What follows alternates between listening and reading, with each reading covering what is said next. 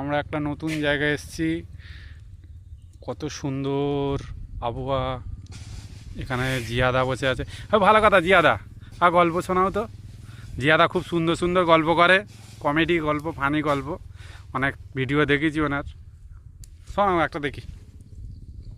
অনেকদিন আগে, প্রায় তা 10-12 বছর আগে, তখন এত ইলেকট্রিক চাহিদা নেই। আর তখন এই আমি প্যান্ট সেলাইয়ের কাজ করি।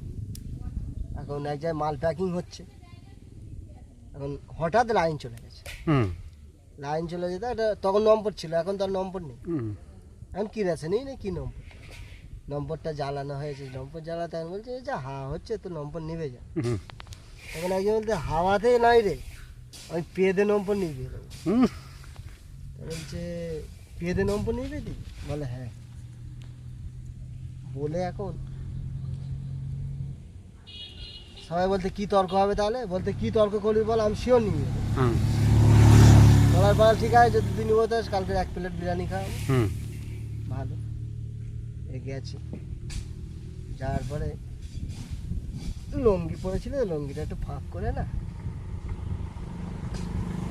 সেই নম্বরটাই পেঁধে দিয়েছে। সারা পাতলা পায়খানা হচ্ছিল, মানে পাত দেখে হেগে ফেলেছে।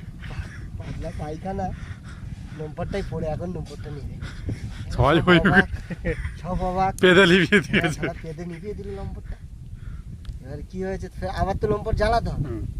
সে একজন কি করছে এইভাবে যে হাত রাখছে অন্ধকারে, হাতে যেই নম্বরটায় হাত দিয়েছে, হাতে গু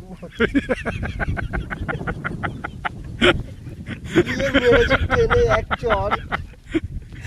আরে সালা পেঁধে নিবি না হেগে নিবি।